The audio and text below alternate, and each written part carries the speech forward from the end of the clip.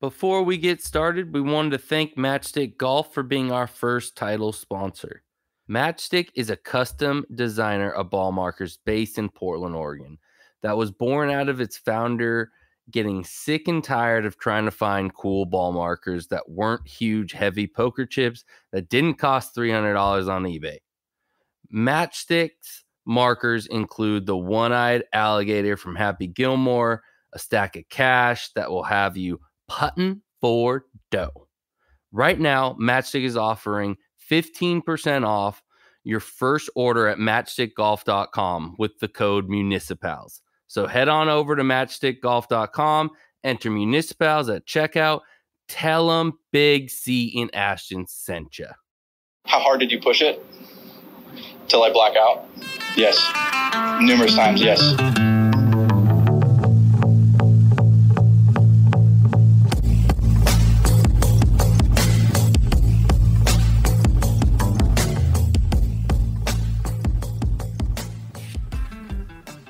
What's happening, MuniciPals? This is Big Chris. There is no Ashton with us this week, but I have our good friend Akbar. Akbar is the owner of Seamus Golf. I'm sure any of our listeners and all of our listeners probably know who Seamus Golf is. If you don't know who Seamus Golf is, go to their website, Google them, check them out. Some of the best head covers, ball markers, clothing. I mean, anything you need for golf, accessory-wise, Seamus does it. Akbar, how's it going, my man? Going great. Thank you, Chris, for having me on. Yeah, absolutely. I was so excited when I was able to DM you and you were, gracious enough to give us your time to come on. I mean, Seamus is, in my mind, and I know in Ashton's mind, kind of a staple in golf at this point. And it's something that we've always kind of admired as a brand and as a, an entity in golf at this point. So, I'm stoked to have you on. I'm flattered to hear all of that, man. Thank you for being so supporting and kind. I mean, we've just been really blessed to be part of golf's most recent paradigm shift from when we really got started. Yeah, I think you guys kind of jumped in at the right time when kind of there was a youth invigoration into golf, in the last, 8 to 10 years. And, with that, a lot of us all love to have accessories in our bag, and you guys had some of the best ones on the market. So I think it was just kind of that culmination of things to come together that led you guys, I think, to where we're at now. So one thing I want to say is origins. Where did you guys come up with the idea? What was the idea? How did Seamus come about? Well, my background is I started playing golf here in Beaverton when I was pretty young, like 10 or 11. And I guess it's like a lot earlier than how Seamus started, but I grew up really into golf. Did you grow up around here, Portland area? No, so I actually grew up in the Bay Area. I've been in and out of Portland for like the last 7 years. Okay. Well, it was a course called Orenco Woods. It was like the municipal on the, I just felt like saying the word municipal because of your podcast, obviously. But if we had a municipal on the west side of Portland, and it would be Orenco Woods would have registered as one, and that was a place. It was a wonderful place. But anyways, I got really into golf, and as I was growing up, I caddied at Bandon Dunes in college. So I would go down there and caddy in the morning, play golf, and just hang out with a bunch of other caddies that were buddies of mine. And so over a few years, I really came to love links style golf. And just became a huge fan of that. And so later on, my wife went to fix one of my tartan head covers. It was plaid wool. My dad brought me from Scotland. And when she went to go fix it, she was like, I'm going to try playing with some new designs. And so she was a designer in women's wear at Pendleton Woolen Mill. So they make the blankets and stuff, but they had a women's wear line, and she did some really high fashion stuff. But anyways, she started making head covers for me and my buddies, and they were all made from essentially remnants from Pendleton. So she could go to the mill, buy the fabrics, and that's how we started. So she started making them. I sent them to some buddies, and I took them down to a friend I met at Bandon Dunes. There's a couple people. Amy Pendergast was the buyer, and Jeff Simons, who now is like, he's assistant general manager, director of golf. He's been over there for a while.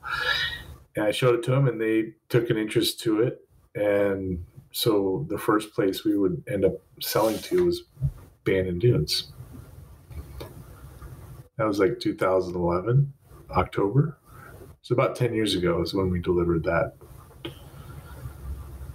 That's incredible. I mean, for a first account and kind of having that in your repertoire right off the bat, I'm sure that kind of gave you guys a lot of hope kind of going forward from there.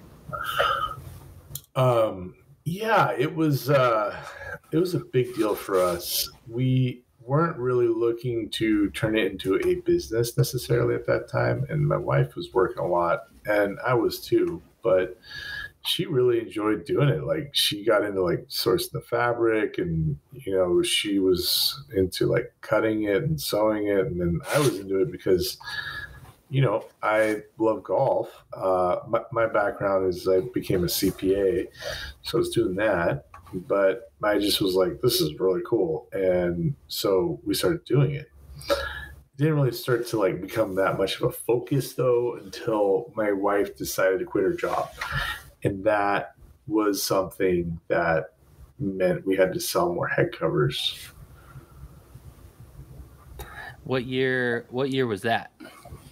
She quit her job literally like right after we delivered those head covers. I was like, this is not going to work. But so she was all in right off the bat. She became all in, yeah, very quickly. I wouldn't say she was completely in until that happened, but she was totally in at that point. And so that was when I started talking to Chris Carnahan, who now is at Jones. He was at Carnahan Wedges. And that was a thing he did with Pine Meadow. Remember Pine Meadow clubs? I do remember Pine Meadows, yeah. Walton. Well, he made like this higher end, cool, bespoke looking wedge company and putters too.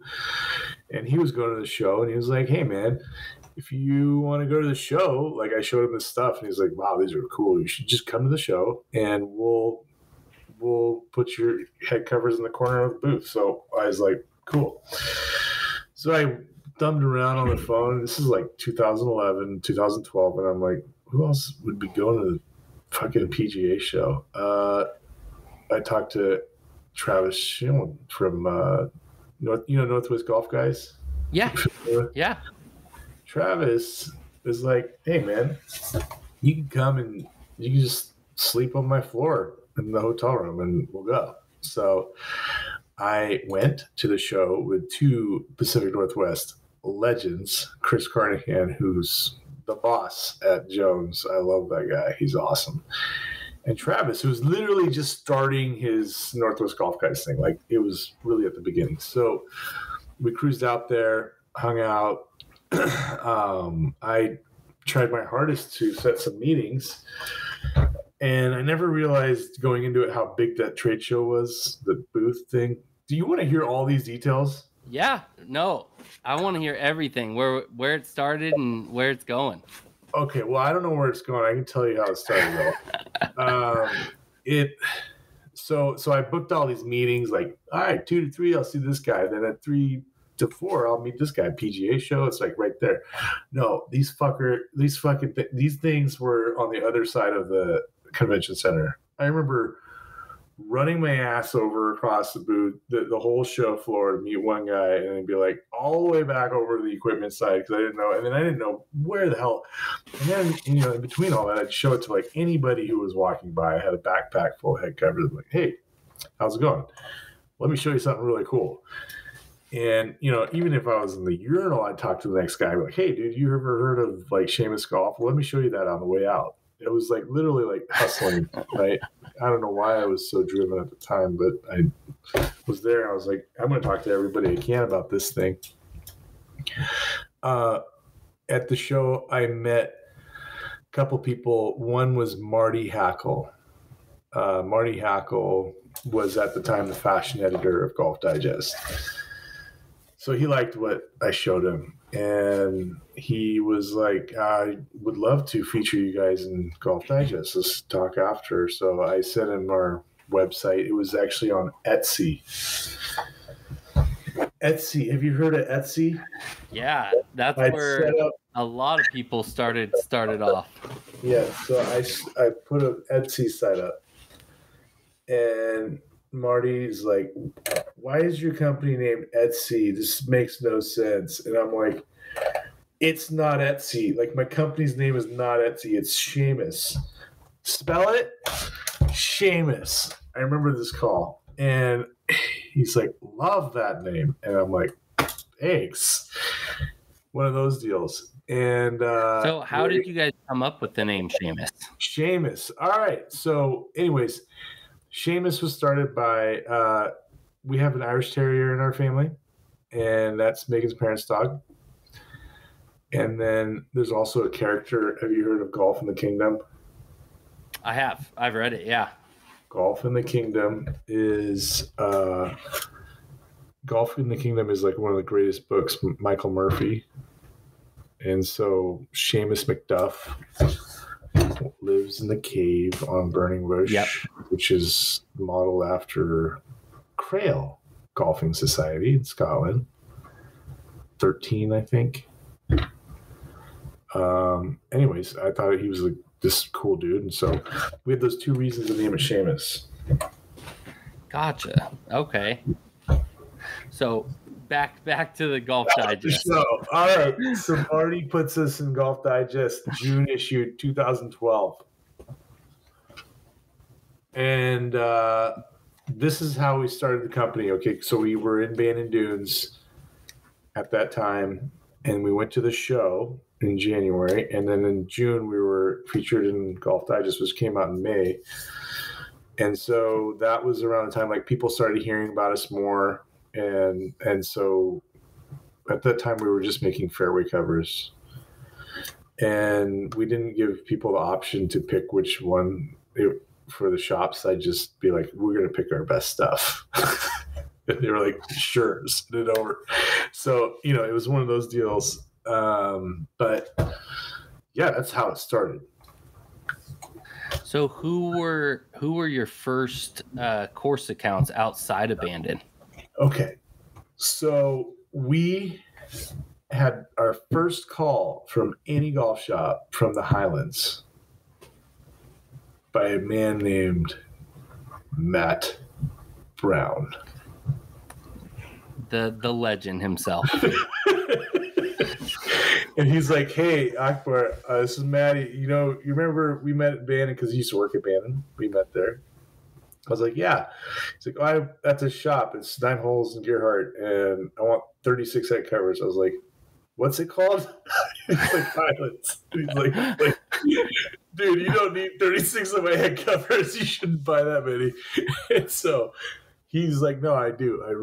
I'll take them. And so Megan and I we delivered those to him. So that was our second shop. That's how we met. Matt Brown. That's awesome. It was great. And then we were in Mayakama, Sandpoint Country Club, this Court Crenshaw, East Hampton Club, Maidstone, and then it just was like kind of random, right? And then of the courses I can remember, Sonoma Golf Club, Tony Marshall, Total, Johnny Mack down at Hillcrest Country Club. Then this guy went this way, this guy went, they started moving around, and then we were in just a bunch of clubs. So that was 13, 14. We were still selling head covers. We were making then we started making driver covers and pouches and dabbled with putter covers. And then 14, 15 is when we started doing hand forge, like the metal stuff. Yeah, so for me, I think the first time I ever saw Seamus was actually in the Land and Sea shop out in. You went down to Carmel. Yeah, so living in the Bay Area, Carmel was, only 45 minutes to an hour drive for us. So we used to make it down there as much as possible because, the courses out there are just, unmatched. You're not going to find courses like that anywhere else. And being that in our backyard, we used to go play black horse and bayonet all the time. That's two of my favorite courses ever. Those courses are sick. For the price that you pay for pumpkin, and you get basically, courses like that where you can see the water from most of the course. It's hard to beat. Yeah. Well, the Bay Area is the best golf, I think, in maybe the West Coast. You have, even if you go down to LA area, yes, there's a lot of great golf down there, but you're like talking about like if you include like Monterey, like that's the best golf on the West Coast. Monterey itself is, you could separate that from everything, and it's the best. Yeah. Because you go into San Francisco and you've got Presidio and Harding and endless courses out there. You can go up to Bodega Bay and Northwood. It's endless, and with what they're doing out Carica is just incredible. Have you been able to get out to Carica Park yet? I think we went when I was coming. Yes, I drove by there. The clubhouse is really cool. The Link Soul guys did the work, right? Yep. Yeah, really cool place. It's a Reese Jones golf course. I wouldn't even call it a restoration. It was almost a full-on rebuild, and they're just finishing the North Course. So the North Course is just finishing up, and my co-pilot with the podcast, Ashton, just played the front 9 holes of the North, and he said it's just spectacular. I'm going to have to check that out.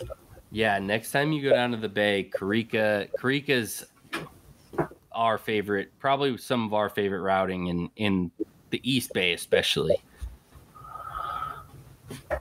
Love it. And then a non-public course, if you haven't played it, you should check out Green Hills. Mackenzie. So people give us bad. People don't like this take, but me and Ashton both say we like it better than Pasatiempo. Whoa. Yeah. That's a lot. A little bit more wide open. I like the green complexes. Is like a life-changing experience. It is. And a lot. Green Hills is, I hear, is good. I hear it's good. Yeah, you got. Alistair McKenzie decided that would be his home, his last home. That's the statement. But look at these bunkers. I'm looking at Green Hills. It's pretty good. Yeah, it's an incredible track, and everything about it's like good. It's just, I think, a more playable everyday course, where Pasatiempo is a special treat occasionally. Well, if you could every day play a place like Green Hills, that would be just fine. That would be quite nice. Whew. Yeah. So, but I think you're right. The Bay Area might be some of the best. I think we have the best coastal outside of Monterey on the West Coast. I think Oregon does.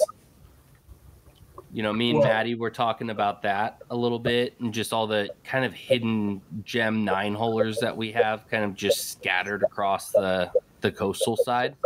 Oh, yeah. He knows about those. And he was, I saw some photos he posted someplace near Bannon. I can't remember. Some 9-hole, 12 holes. Yeah. So Sunset. Yeah, Sunset. I saw that stuff, and I was like, "Oh boy, I gotta check that out." I can't believe I've never been there. As much as I was down there, we talk about the best golf on the West Coast. I forgot about Bandon Dunes. That is the best. I don't know what to say. But as far as like living in the city, you got really good, city golf in the Bay Area. I don't know why. Oh, yeah. Yeah. Yeah. So, but yeah, gems. Some absolute gems out there. So what got you guys into the hard goods side of things? So one thing I've kind of always loved is you guys don't just do ball markers, but you do custom ball markers, and you have anvils put at most places that do your ball markers. Right.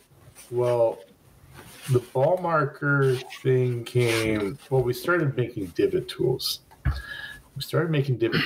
And it was because I met this blacksmith in town named Lyle Poulin, and his dad was a blacksmith down in Truckee, and he learned under him, which is one of the coolest stories.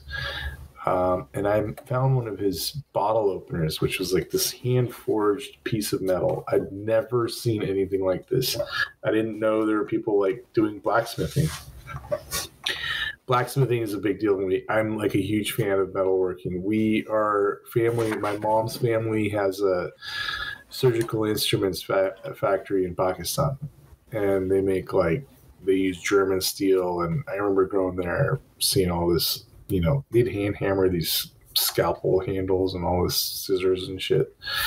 I thought it was the coolest thing ever. And so I saw his work, and I was like, this is like just like that stuff. And I also thought it looked just like a hickory club, like it looked just like the head from a hickory club, which was usually shaped on an anvil. And so I went to the guy and I started describing what I was looking for. I wanted to make a divot tool that was really cool, kind of caveman looking.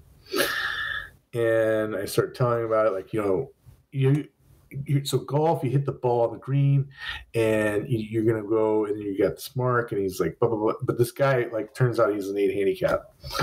So I explained all this shit to him, and he's like, yeah, I know what you're talking about. So it's like, it was just one of the funniest like interactions. But anyways, we made divot tools. Then we started making ball marks, and the ball marks we made were to make as gifts at the PGA show. And we just put Seamus Golf Oregon on them. And so they were stainless steel and brushed. They're the coolest looking ball marks. We don't even make them we need to start making them that way.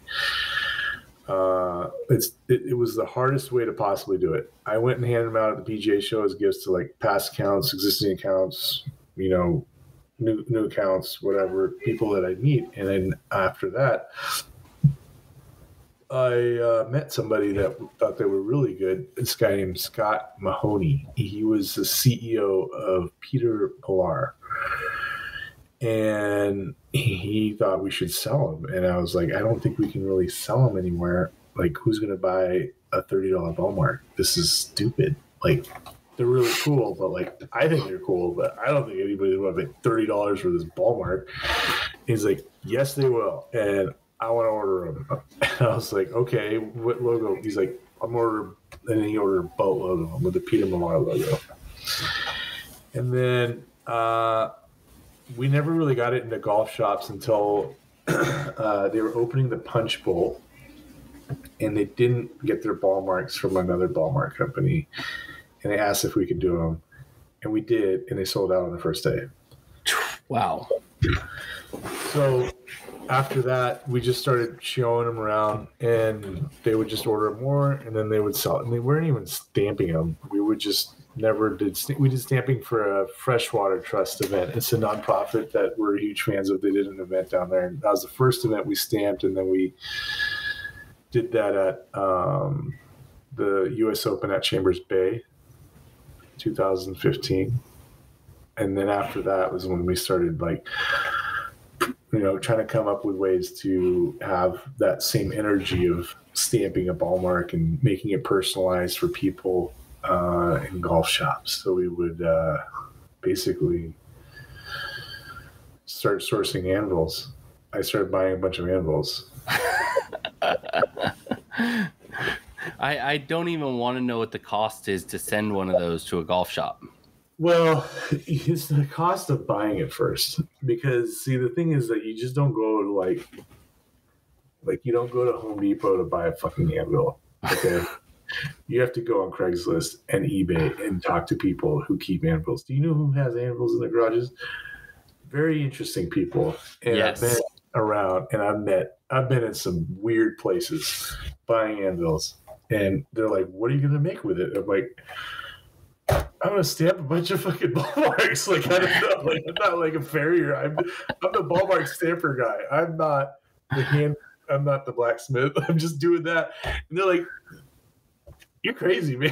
Whatever. And these anvils were so expensive. Like, they were, when I buy an anvil, it was like, it used to be $4 a pound. And now it's like 12. And wow.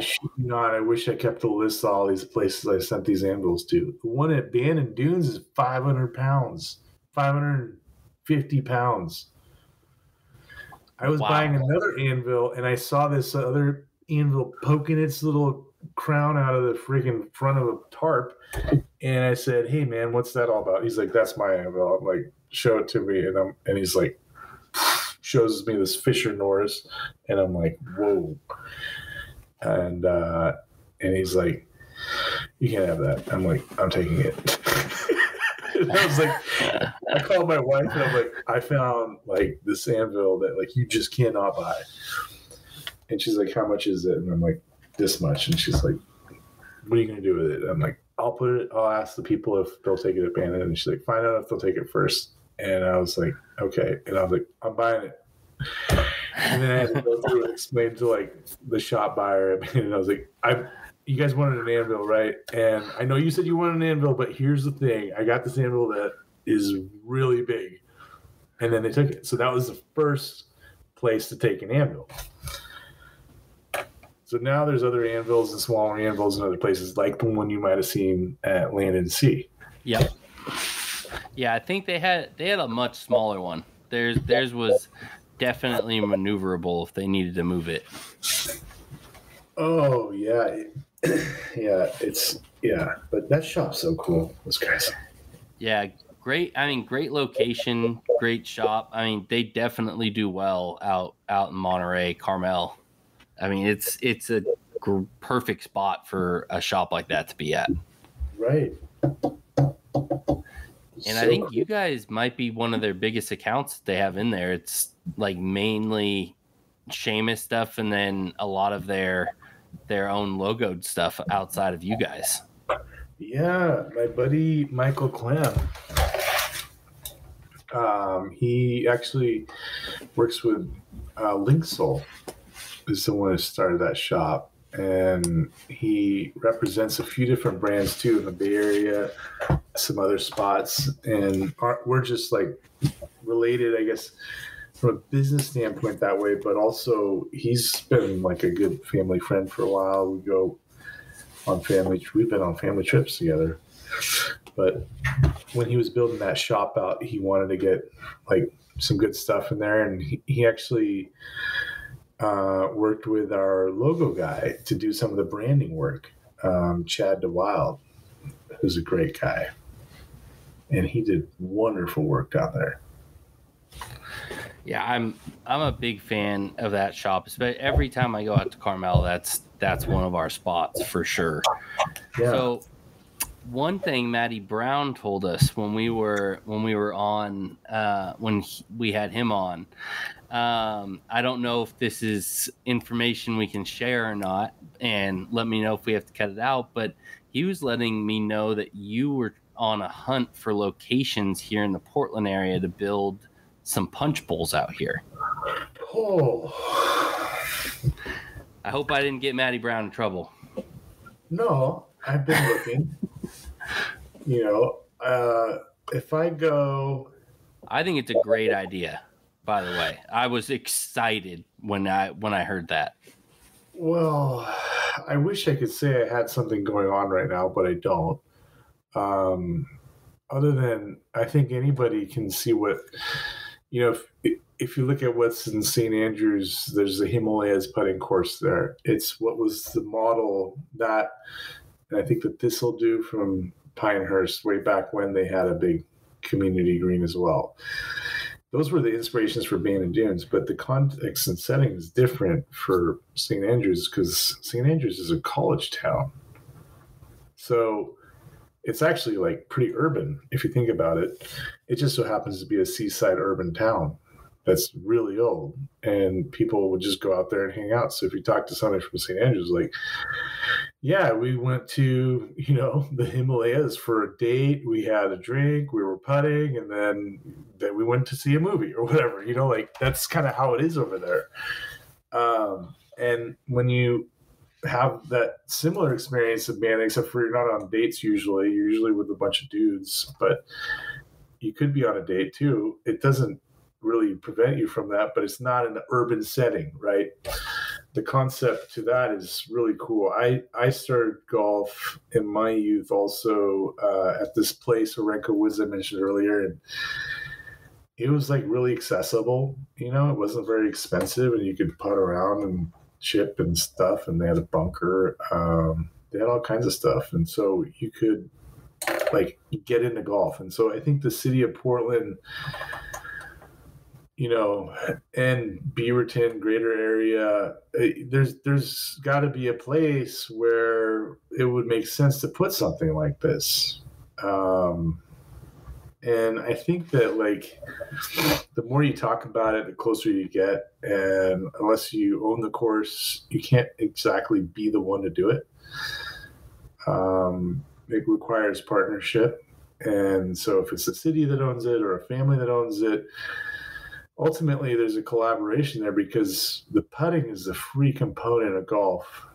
And so in my opinion, just based on what I've seen, it should be the most inviting, the most exciting, and part that gets you into the game. And also, it circulates your clubhouse. So if you can have it as a place that people hang out, well, whatever you got going on in that clubhouse, whether it's food or having some drinks or whatever, is going to be supported, and you can run programming. So you can have kids learn to play. You got your bunny slope. So, or anybody who would want to learn to play. So it has a lot of value that sometimes you have to like, just, once you start thinking about all these things that like, wow, we just really need a couple acres in town to have a punch bowl. And my concept for a punch bowl came after like kind of thinking of like trying to do a par 3, but the more I think about how complex it is, it's really like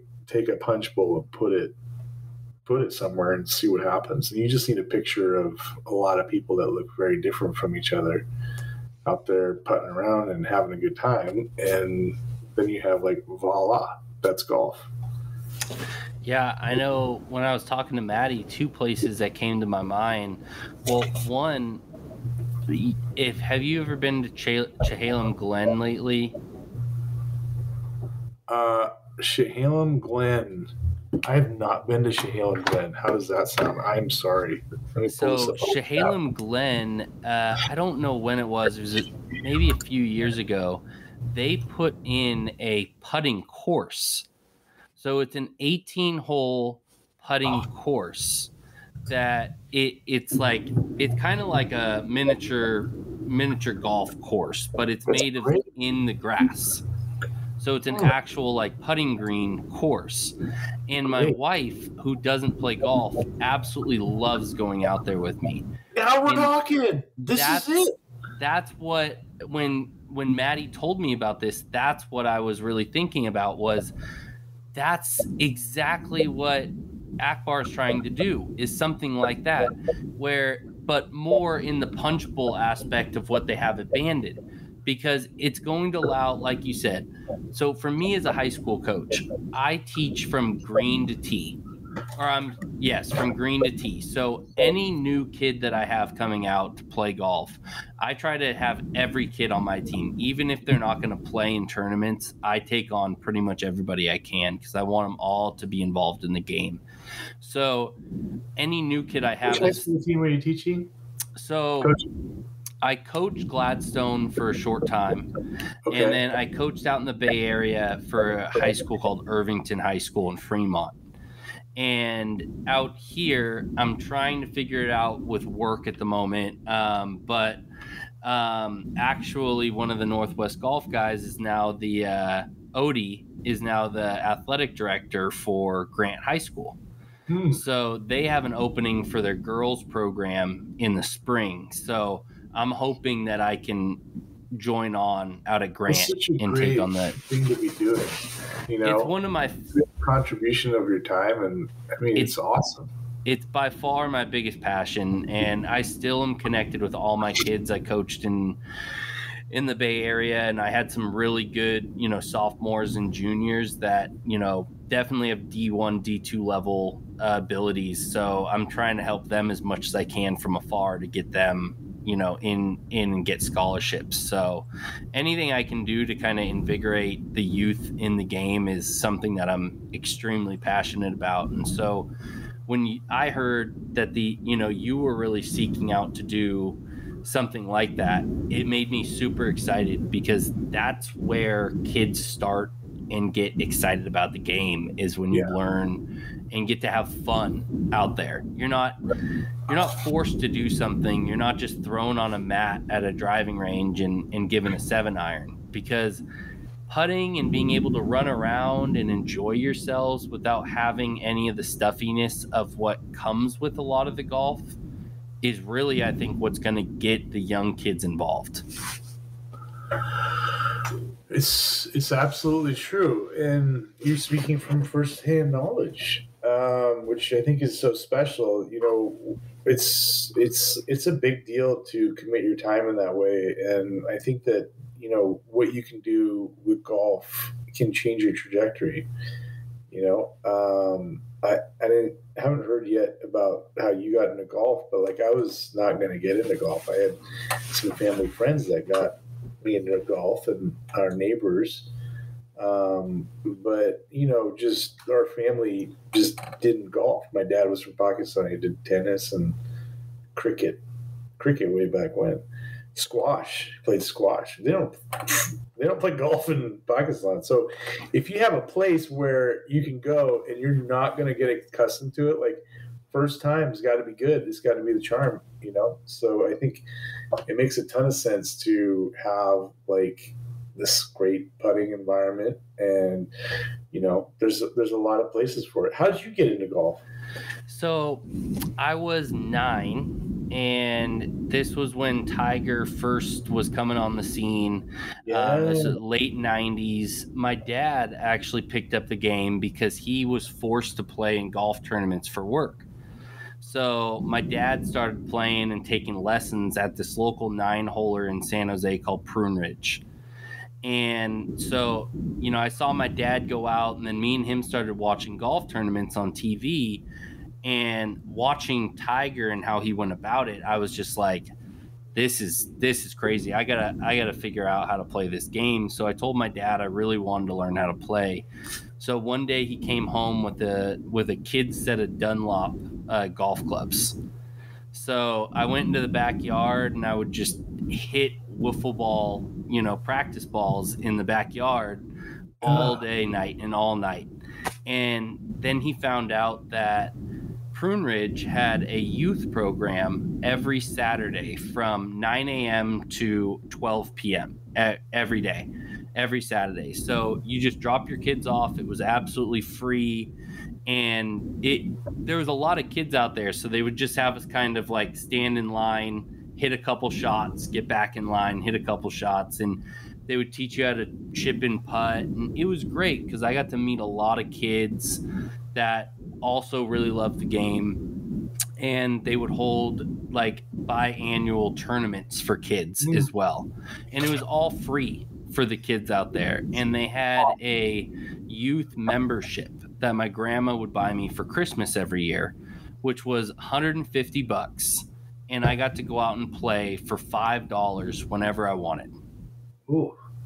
And so my parents would just drop me off at Prune Ridge, and every Sunday me and my grandmother would go out and play together She was big into tennis and golf. So she'd play tennis on Saturdays and she'd go and golf with me on Sundays. And then she'd come over to my parents' house for dinner every Sunday.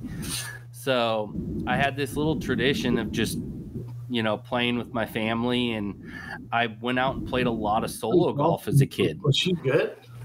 My grandma was solid. She did not hit it far. This lady could putt lights out, and she's the one that taught me how to putt.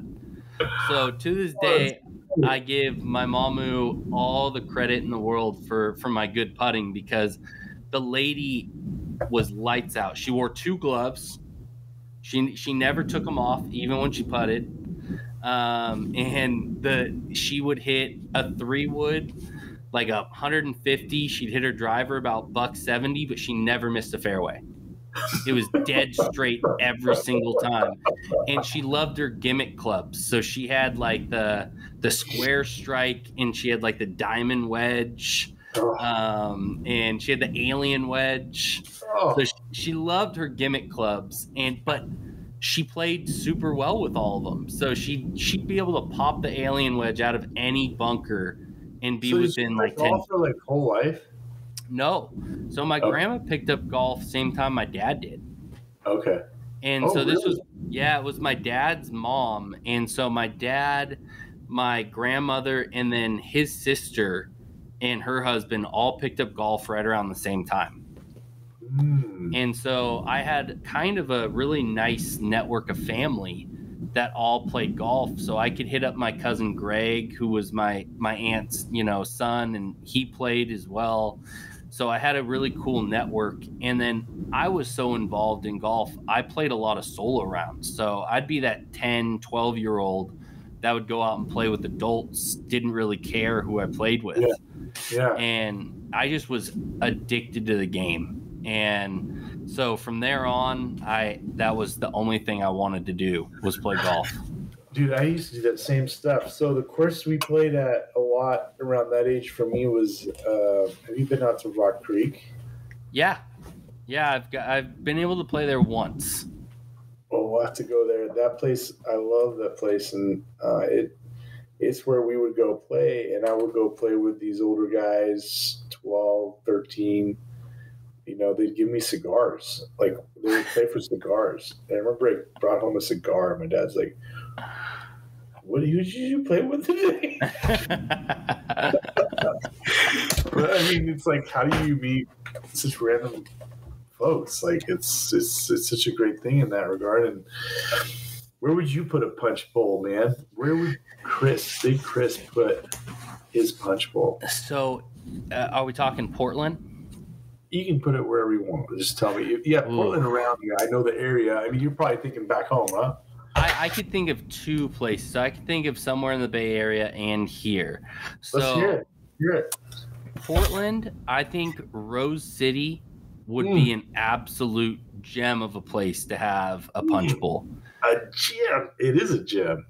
I love the course itself, and with where the clubhouse is positioned and where their putting green is, if you could extend that putting green and take up all that extra grass that's behind it and just make it one large, I mean, they could put a second bar right out on the punch bowl. It would be, and with all the houses around there, you could have live bands out there. You could do a whole thing with lights at night. It would be an awesome location. I think that's where it should go to.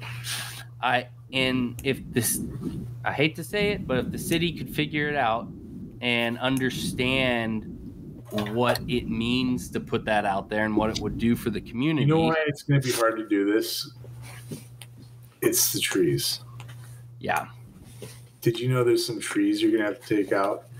There is one large tree just on the other side of the path of that putting green. There's like 3 little guys. And so the city of Portland will not let you cut down trees. And I love trees, but there's trees that are planted, and even if they're unhealthy, there's an entire process to get those out. And so it's possible, but it almost requires some act of parliament. But it's possible, and I think that with some effort, it could be done. But it is inherently challenging to get it done there. But having said all of that, I absolutely agree that Rose City, the center of Rose City, the Rose City, like that, so that clubhouse is on the historic register. Yep. It's dope. And it has awesome. Some great bones. In the locker room, nothing feels more authentic than that whole locker room. It is what golf is, for sure. And it's just freaking great. Hank Childs' shop. You can buy all kinds of cool shit in there. Everything you need. It's perfect. Like, it is perfect. And you're right. I mean, it's tough to get that neighborhoody vibe at any other city-owned property because you won't get that surrounding neighborhood. They also have that driving range, which is a great, essentially unused asset that with some improvement could, certainly it could be like a short course of some kind, I'm sure. But I've had some good times talking to Vincent Johnson, their director, and, it's tough. Ultimately, it's a very challenging role to be in, knowing that you have 800 acres of golf land in the city of Portland that is operated by these rules of Portland. It's not like a private golf course where, you see all that stuff they did to the course and they like cut out a bunch of stuff and like just, have you been out to Wildwood? Yeah, Ryan's a good friend of mine. I love Wildwood. Think about what they're doing there. There's no city of Portland stuff going on there at all, right? I mean, they're able to literally do whatever, and look at what's happened. It's like it's the best course in the city.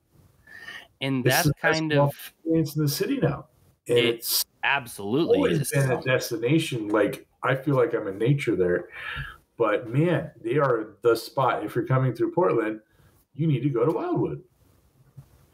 I reckon anytime anybody comes to Portland, Wildwood is always on our list of courses to play.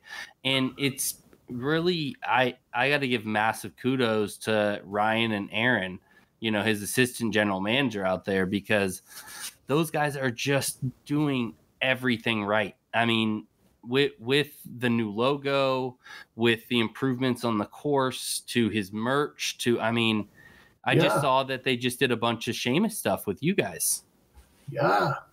They're doing stuff with a lot of great brands, man. And they're creating a lot of good energy. That logo was done so perfectly. I'm a huge fan of the animal logo. We've got all kinds of great animal. The animal kingdom is so diverse for golf in Oregon. We've got it all here. But they did the right branding thing, and Ryan's really thinking forward on stuff. They had made all those improvements. I got out there on one of my golf missionary missions. So I think my explorations and talking to people about just what improvements could be done and ideas to figure out what, just having fun. I brought an architect, a friend of mine. Do you know who Jim Urbina is? I absolutely know who Jim Urbina is.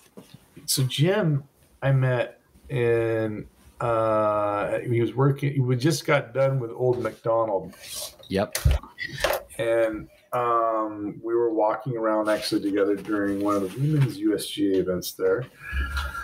And I just was like, this guy's awesome. He knows so much about golf. Like, golf sensei, hello. I got so much to learn here from you. So I would just keep in touch with him. And more recently, as I started, discovering this passion of mine to figure out ways to improve golf, he came out and visited. And we checked out Portland Golf Club. We were at Waverly, just looking at the courses. We didn't play them.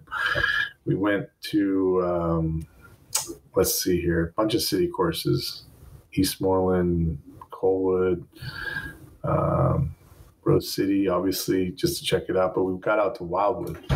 And when we went to Wildwood, he was like, "This is the spot in Portland of all the places he went to." And Jim Urbina is like a very humble guy. He's very animated. You can tell his energy, like how he feels when he walks onto a property, whether or not it's like, this has got bones, this is good. And we got to Wildwood. He's like, yeah. And he's like, when we're talking to Ryan, he's like, how's your irrigation system in here? Like, oh, yeah, I like that. I like to hear that. Like, so, because it's so in touch with nature. And like, if you look at some of those old pictures in their shop, they've got pictures of like the old greens. Did you ever look at that? Mm-hmm. There's one green out there from the very old course that was there, that would have existed pre, Ryan's dad, right? Like before he went through and did stuff. There was this like 9-hole course randomly there, and they had rectangular greens. That's a very like they had rectangular greens, and that was a very the only way rectangular greens were getting out to Portland area were by way of one dude who worked at like Chicago Golf Club. I think he was the one who came here. Is it Chandler Egan? Chandler Egan, because he worked with Donald Ross and CJ McDonald, and that's how he came to kind of some of those, architectural, entities with the square greens and the elongated bunkers. Can be seen in old photos of Eastmoreland, Waverly, Portland Golf Club had all square greens. And so I think whether or not he went and worked on all these courses, his influence had to have been felt, because he would have been the guy like, hey, we're making this course. What do you think? Come on, check it out. And that's like such a customary thing to be doing. But whatever it is, my hypothesis is that property is always going to be like the best in the area, and what they've done to improve it is amazing. And the fact that the energy is there, there's no telling, man. They could be doing anything they want, but it will be the hub for golf in our area. It's fantastic. Yeah, I mean, I can't count how many episodes we've talked about Wildwood and Ryan, and all the great things they've absolutely done out there. It's just, I can, now that you say square greens, one hole that popped up in my head was number 7. So number 7 is that par 5 that comes over the creek, and the green is up by number 8 tee box. And if you look at it, I could absolutely see that green as a square green. Could have been. I don't know. I don't know the course at the granular level of where those sites were and stuff like that. But I absolutely love some of the views and like the sense of nature that you get out there. It's like it's a slice of heaven to be able to go and not drive that far and find such nature. Not a lot of cities even have that, but it's great. And that's why I like their sister course too, Killarney West, which is a shorter part. I love Killarney. Killarney West. That course was designed by the brewer in town, had to have been, because you would stop at the clubhouse twice on a 9-hole short loop. The guy who sold beer was the one who was designing that golf course. That was Ryan's grandfather. Had to have been. He must have known. They're like, we're not going to make it up on greens fees. We need to sell these people more hot dogs, beer. They knew what was up. Oh, yeah. Yeah, I didn't know his grandpa designed the course, but I love that property. And the name is so bold. It's like Killarney West. There's a Killarney in Ireland. This is Killarney West. Like, it's awesome name. The quirkiest 9-hole you'll ever play. I mean, it's the first and second hole might be the 2 weirdest holes in all of Portland. Yeah. There's not much weirder you're gonna get There's some pretty hard dog-legging going on there, but yeah, it's a great track. It's definitely the weirdest like dog legs. But after that, I mean, you get some really good holes in there. Yeah, there's awesome holes. It's just a blast. I mean, I've been out there. Growing up, we used to go out there a lot, and it was just always fun. There, Claremont was the other course out that way, kind of. We played at. Yeah, I'm a big fan of Forest Hills as well. Ooh. And Forest Hills I went to with Jim Urbina, and he was like, "This is so it's a Bell Design, which is a guy who did a bunch of courses in SoCal." William Bell. And that property is beautiful, you know, and they do so much for golf in our area too. Both those places. Yeah, Wildwood and Forest Hills might be the two courses you can feel most at peace in outside of a city, but not far outside of the city for all of the courses that we have. Yeah. And you could say that about Eastmoreland, but when the train's howling through, it definitely feels like you're in the city there. Yeah, but Eastmoreland has the bones to be really anything. The tree situation there is tough, but you know those holes in the water are beautiful.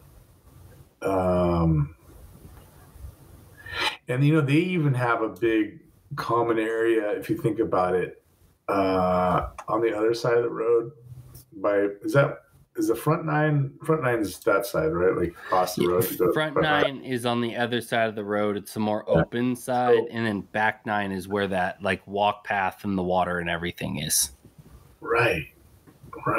And so on the front nine, between like 1 and 9, I think you got that little chipping area and stuff. Yep. There's a putting green even.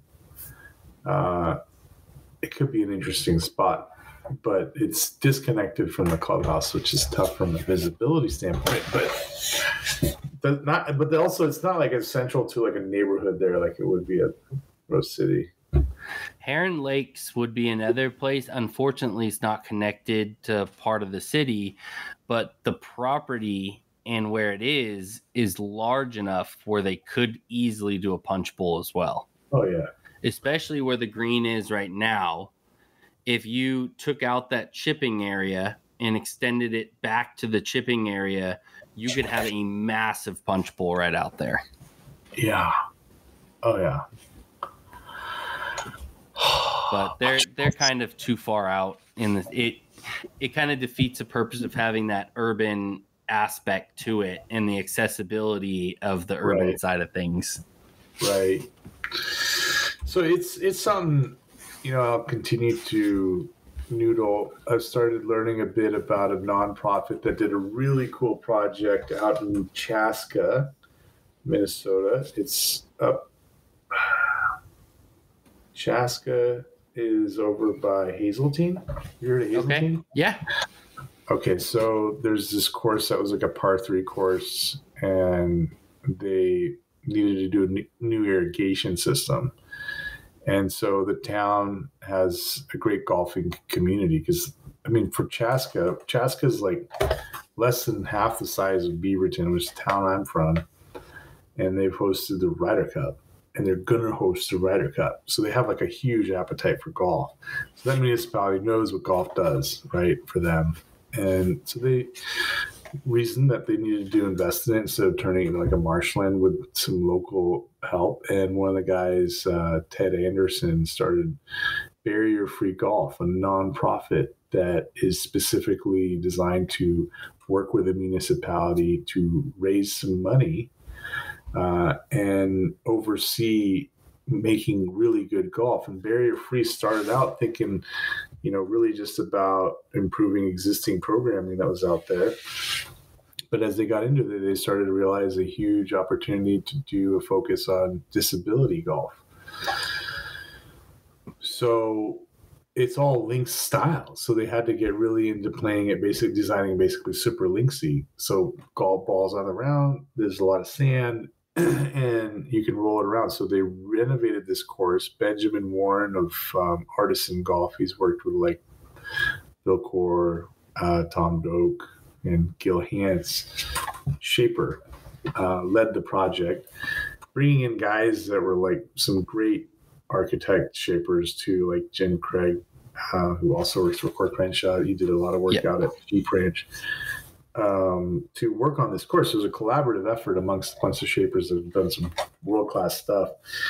And in that process, they built a punch bowl. And the punch bowl is like, think of like any Target area that has like, when I say Target, like there's a Target, there's a Chipotle, and there's a Starbucks. Okay, imagine that area of a town. On the other side of the street is the punch bowl. So you could order on your phone a burrito from Chipotle and have it delivered to the punch bowl. Just saying. So as far as urban, check, done. And that's so awesome. Now, the Barrier Free Golf is an organization. They raised part of the money, and then the municipal came up with part of the money. And this process took 8 years to get to today. And next year, it will open in the fall. That's incredible. And there's still a lot of stuff to get done. It is the biggest project to get a community golf thing renovated like that to undertake. I mean, there's the money, but it really boils down to the amount of time that these guys have done. I've been really inspired by it because I'd love to see this happen in my own town or area. So I'm learning more from them, and they're interested in teaching me, and then maybe I'll get to work with trying to find another spot for them. That's my goal, at least, because that's the only outfit that's really doing like small projects like I'm kind of focused on. Have you heard of National Links Trust? We are big fans of National Links Trust. And so, an outfit like National Links Trust, if they can accomplish their goals, will set the precedence and become a reference point for a huge amount of change in golf.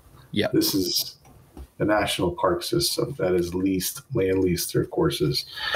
And they've strung together the most amazing team of people to do this right. And so if they do it, it'll like the problem with most municipalities is they need reference points. So Chaska's immediately won, like really first to market this concept of renovating and investing in a municipality that is then continued on to be owned and operated by the municipal. It's unique because of its community green and its aspects of designing it for disability golf specifically. You have another example of that, like Winter Park and Goat Hill. Yeah, Winter Park out in Florida. But they're not necessarily focused on bringing in that beginner golfer, the bunny slopes, which is where I'm kind of at, as far as my main area of interest. So that's an exciting thing. And, you could be seeing, like, this is just the beginning. Like, you feel like you think there should be a community green, right? Now it's just kind of starting up. But there's so many other places that are throwing in punch bowls and putting greens. Like, it's all over the place. It's so almost every resort is throwing a punch bowl out, in their resorts. And you just saw they just did the quicksand up in, what's it called? Gamble Sands. And, I think they're the new Core Crenshaw design. It's going to be in Northern California. I'm almost positive they're going to put one out there as well. Where was that? So it's called Bramble Sands. So it's in Northern California, like just outside of Napa. Yeah, just outside of Napa. What's his name? Duncan. Yes, Brambles. Yeah. Yes, and it's going to be a cool model too. That'll be a good one. Yeah, I'm excited for that. So there's a lot of these courses that are. Are they writing about Brambles yet? Where did you read about that? So I stumbled upon a couple articles on online about it, but then I also took a drive out there. James Duncan's. Is it a James Duncan or is it a Crenshaw design? So Duncan was a shaper. Like I met him a while ago. I went down there and got to meet some of the guys that were getting into this thing when he was just starting. This was like 2000. And at the time, he still had to acquire some property, and I think that he must have, because it looks like Mr. Core is doing the work.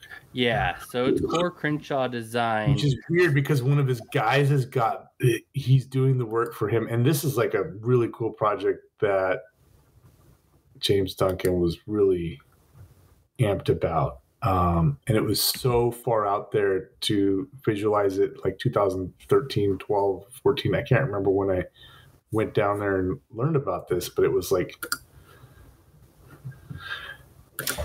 so when is this done? This is going to be dope. It's been kind of in the works for a while. I haven't been able to find like an actual, any information on when it's going to be done. And I've drove out there and you can see them shaping it. And so it was in the process of being shaped. Benjamin Warren, my man Ben Warren was working on it. Yeah, and they're saying the first tee shots, they were saying July 2021, but we're past that now. So I'm sure COVID had some issues with prolonging the release and everything. So I would assume it's got to be opening next year. Are you going back home for Thanksgiving? Not for Thanksgiving. No, we're gonna stay local. My wife's mom lives out here, so we're gonna stay local out here. But we're gonna be trying to go back to the Bay Area for Christmas. Okay. Yeah, go see my golf and grandma. Oh, dude. So she's still playing? No, not playing anymore. She actually has lost sight in one of her eyes. So she no longer can play. And she had a hip injury playing tennis about 10 years ago. So that kind of took her out. But she's 90 almost at this point. So she was still kicking it until she was in her early 80s, still swinging the club. But yeah, she's slowed down a bit. Her husband still plays though. Okay. Yeah. So still have that in the family. But one thing I got to ask before we shut down for the episode, your favorite public course in the state of Oregon, and then your favorite public course anywhere you've played in the world.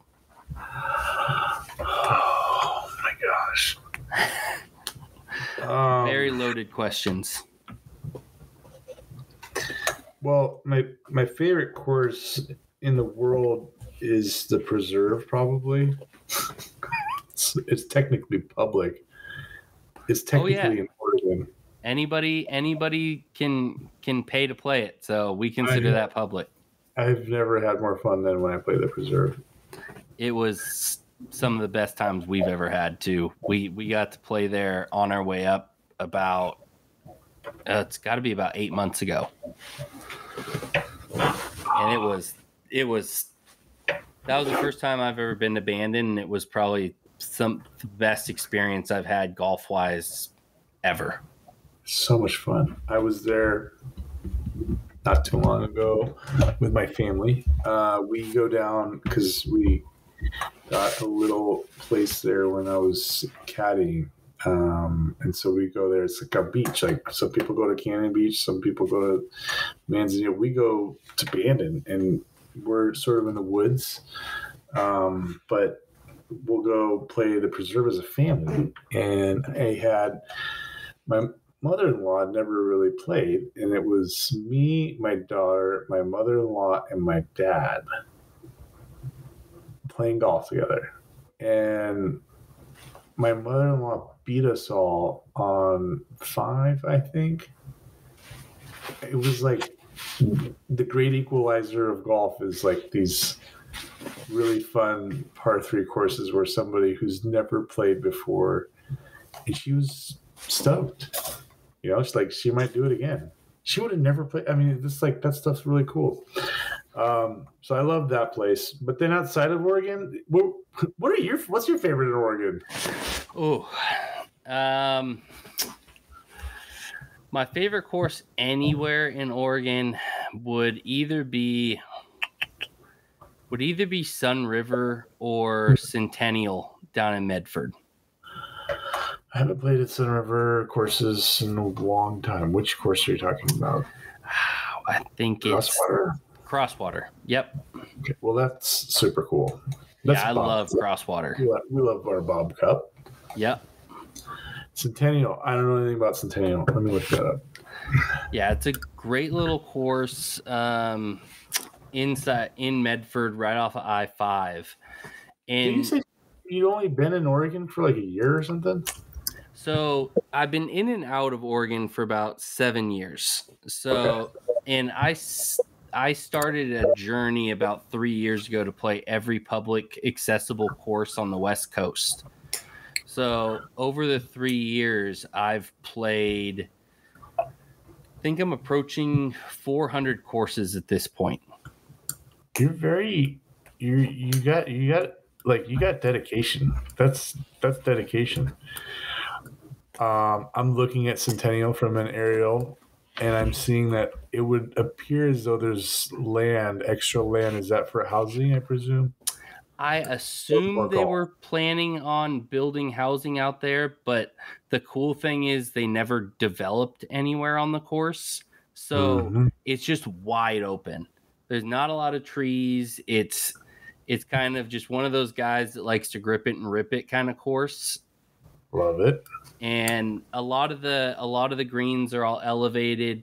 I've just really liked it. They consider it a links. Fantastic. It really looks like it's beautiful. It looks to be thoughtfully designed with some, fairway bunkering, and and the greens are interesting shapes too. So they must have been working to this. Yeah, it's always in good shape too, and I think we paid $60 with the cart last time I played. Have you been in the bar run yet? I have. I liked it. So I played during the preview and ran into Dan while I was actually out there. So Dan actually took us and showed us kind of what he was doing on some of the other holes, and he came out into the fairway and chatted with us for about 45 minutes. He's only got part of that course open right now, right? I think they might have it fully open now. I think the last month they fully have opened the course. I have to get down there. It's a really fun track. Did you hear about so he did all that course. He's doing Lake Oswego's municipal now. And he's doing the greens at Rose City. Yep, he's done a couple of greens out at Rose City. He just did the 9th green, and the 18th green, and what's the part 3 that goes down? 13? Yeah, 14? One of those. But yeah, he's doing those. I mean, you can't go wrong with his course out in Walla Walla. You can't go wrong with Wine Valley. I mean, that's incredible. Like courses you can play. I heard Kai Golby did the shaping out there. Do you know Kai Golby? I don't personally know him necessarily that well, but I know that he did the shaping on a lot of great courses, dope courses. Let's look up Kai Golby, because I know he had one of the best shapers. Let's see, Kai Golby. I know that what has he done? You have an all-star cast working with Dan Hickson. I know this much because it was built during the recession. It was. Yeah, it was. I was blown away by the year it opened, because that's when most courses were closing or they were halting, building and stuff. So it's kind of crazy that Wine Valley came out in that late 2000s. He built Terra Edie. I think Jesus. Like Pacific Dunes. I think he worked on there's Zach Blair, Kyers, Tom Doak, Kai Golby. Kai Golby worked on freaking Wine Valley, dude. Oh, so he's doing the new Tree Farm. The Tree Farm. Yeah, dude. Yeah, brah. That course looks like it's going to be absolutely ridiculous. It's crazy the backlash. I mean, It's crazy the backlash Zach's getting though, because of all the guys that bought into the Buck Club side of things. There's a lot of you're seeing a lot of backlash towards Zach because he's building the tree farm first before the Buck Club comes around. And you're seeing just a ton of people upset that he's doing a private course instead of a publicly accessible one. Like people were buying in with the Buck Club stuff. So, I understand where he's going, because with the tree farm, he had a bunch of investors that believed in his idea and they wanted to build a course, and he couldn't find property in Utah. So he ended up finding property in the Carolinas and got other investors involved to build that. And he still has plans to go back into Utah and build the Buck Club. He just couldn't find the right property in the time frame that he wanted. And his whole idea right now. I understand why people would be upset who'd been buying the Buck Club dream and vision.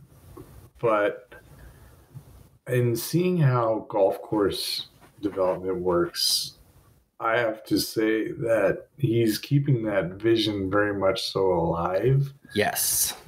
And I think that if you are a fan of Zach Blair, and even more so the Buck Club, you must then be a fan of the tree farm, because from what I can see, it's going to be very nice. And so if you're, like everything he's done to orchestrate the team, the land, the sand, the freaking every taste decision, like he's even polling people on Instagram. My wife is engaged. Like people are giving their opinions. They're very excited. We're always talking about it. Yeah. And I think what people don't realize is with the building of the tree farm, it's going to give more activation to getting the Buck Club built in Utah, because people are going to see the vision once it's done. We don't know the implications of building the golf course in Utah, but we do know that in the area in which they're building the tree farm, it is probably more possible to build a golf course. Yes, and that's kind of what he explained with the whole idea. Wherever the hell you want to. The Johnny Appleseed of golf is just like, those are over. Yeah. There's a million reasons it's not being built probably in Utah. And it was price of land was a big thing, where, Utah is much more expensive than the Carolinas. So, do it to you. The soil that you're going to get in Carolina is much more enticing to build a course on because it's much more sandy, where Utah has a lot more engineering that has to go into it to build a course. So there's going to be a lot more money and, time and excavation done to have a Utah course built. Probably before he might have really known all this stuff. Like that was so long ago in the process of this. So, the reality is it'd be really fascinating to look at all the courses that Alistair McKenzie didn't build. Yeah. Like there were probably quite a few, but we don't know about them, or even going back that far and think about how many, Mr. Kaiser looked for Bandon Dunes. Was it the first place that he looked for? No. And he also, had to have looked at a lot, right? Yep. And before he made that decision, that's in the book, right? Yeah. No, it's an interesting kind of thing because, if you follow along on the Buck Club and when he posts on his own Instagram and stuff, you're just seeing, I don't know if I would consider it a little bit more unwarranted backlash. Like, I don't think people are understanding the idea behind it and what is happening with it, because he had a post the other day of him and all of the people that have invested in the tree farm, and if you look through all of the comments, there was 70% of the guys were kind of going, well, there goes the public accessibility of what you talked about with the Buck Club and things like that. And I don't think it was necessarily warranted because I don't think people are understanding the idea of what the tree farm is and him still having the vision of building the Buck Club. I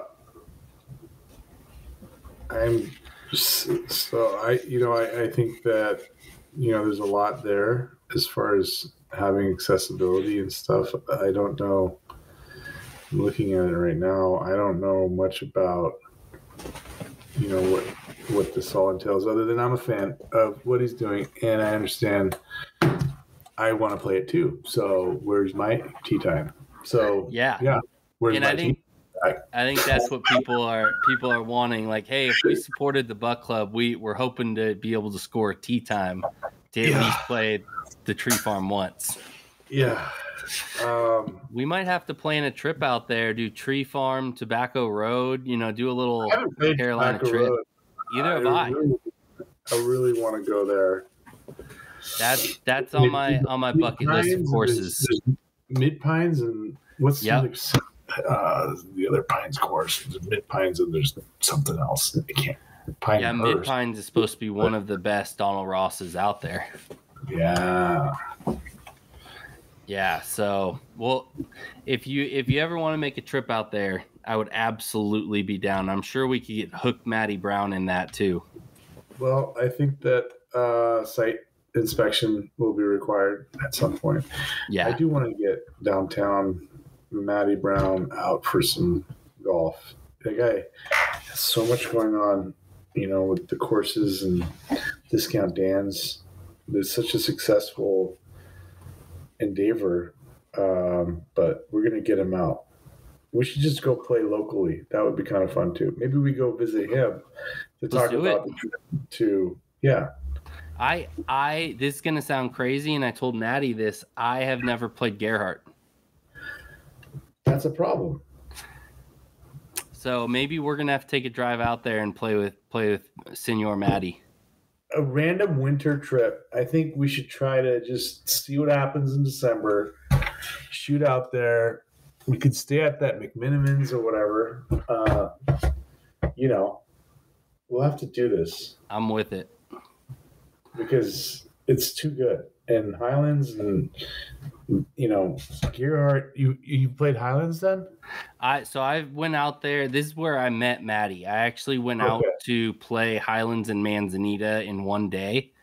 And so I played Manzanita in the morning, and Maddie was at Highlands that day. So I got to meet Maddie, and that's when we both hit it off and linked up. So got to play Highlands as well. And that's a fun 18-hole routing if you get to play both those in one day. I gotta do that. I haven't done both in one day. It's a little bit of a trek between the two of them. You got about 30-40 minute drive depending on how busy the coast is. Didn't they? They did. I think they might have split it up. I think half of them went Highlands, half went Manzanita. Got it. Yeah. But those guys are a trip. I'm hoping they're coming back out. I was joking with Tron about them needing to buy a no laying up house out on the coast of Oregon. So, they did that out at Sweetens Cove? Yep. So they have a house on Sweetens. They have their own tee box in their front yard. Oh, fun. Yeah. So I told them they need to buy one of those houses being built out at the Highlands and then have Maddie put a tee box in their front yard. Oh, yeah. And then when people rent the house out, people could just tee off from the front yard. I think that would be pretty awesome. Yeah. So the world needs more golf houses. Golf houses all over. They could even put a golf house in a city and you'd be like, cool. Just put a bunch of pictures of golf courses in it and whatever. Oh yeah, for sure. It'd be cool to buy one of those houses on the right off of Rose City and just have that as a golf house for people to rent when they come out and play golf in Portland. There you go. Yeah. This is truth. All right, Akbar. Well, thank you for coming on. Let's stay in touch. Let's get out and play soon. Yeah. I'm always down to play. Plan this trip out to Gearhart to plan the other trip to Tobacco Road and Mid Pines. We're gonna do both of those. We have to have golf trips to plan golf trips. If you don't start with a golf trip, you cannot plan a golf trip. Well, let's do a winter golf trip to Gerhardt first, and then we'll plan a Mid Pines, whole Carolina trip. Yeah, we'll drag Maddie out there. We'll get Ashton, my co-pilot, with me. Yes. Thank you for having me, man. Absolutely, anytime. I appreciate it. This was fun. We'll do it again soon. Yes, sir.